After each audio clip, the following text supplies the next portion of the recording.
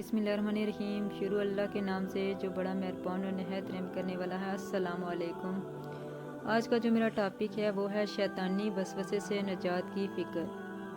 हज़रत उमर मोहम्मद बिन जबीर रहमतुल्लाह अलैह कहते हैं, हज़रत उमर रज़ी अल्लाह अन्हा एक मरतबा हज़रत उस्मान रज़ी अल्लाह अन्हा के पास से गुज़रे तो हज़रत उमर रज़ी अल्लाह अन्हा ने इन्हें सलाम किया।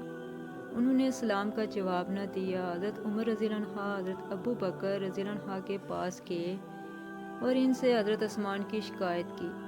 ये दोनों वज़ारत हज़रत उस्मान रज़ी अल्लाह अन्हा के पास आए। हज़रत अबू बकर रज़ी अल्लाह अन्हा ने हज़रत उस्मान रज़ी अल्लाह अन्हा से कहा, आपने अपने भाई के इस्लाम का जवाब क्यों नहीं दिया? हज़रत उस्मान ने कहा, अल्लाह की कसम, मैंने इनके सलाम को सुना ही नहीं, मैं तो किसी गहरी सोच में था। हज़रत अबू बकर रज़ी अल्लाह अन्हा ने पूछा, हज़रत उस्मान रज़ी अल्लाह अन्हा, तुम कौन सी सोच में थे?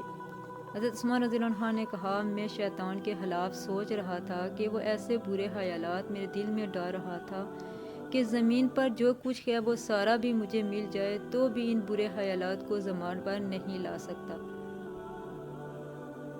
जब शैतान ने मेरे दिल में ये बुरे ख्यालात डालने शुरू किए तो मैंने दिल में कहा कि काश मैं हज़ूर सल्लल्लाहु अलैहि वसल्लम से पूछ लेता कि इन शैतानी ख्यालात से निजात कैसे मिलेगी।